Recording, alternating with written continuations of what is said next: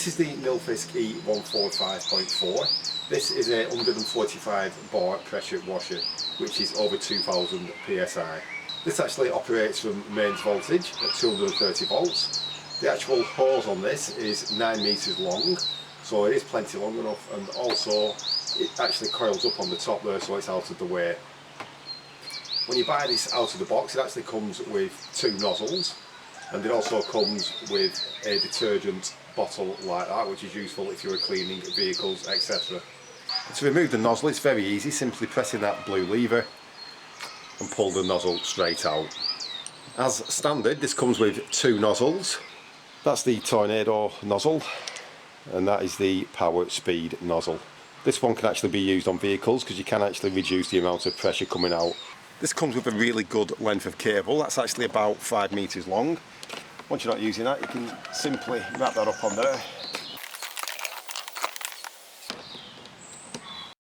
Before you use a pressure washer like this, it is absolutely critical that it is plugged into a supply that is RCD protected. If you want to store the handle down, you can do simply by pressing that blue button. You can then push that away for storage. That makes it a lot easier if you want to transport it in a vehicle or anything. On the front there we have the on-off button. At the bottom there we have the connector for the water supply. So for a DIYer, this is absolutely fantastic because it is very high pressure at 145 bar, which is just over 2000 psi. It can also deliver about 500 litres of water per hour.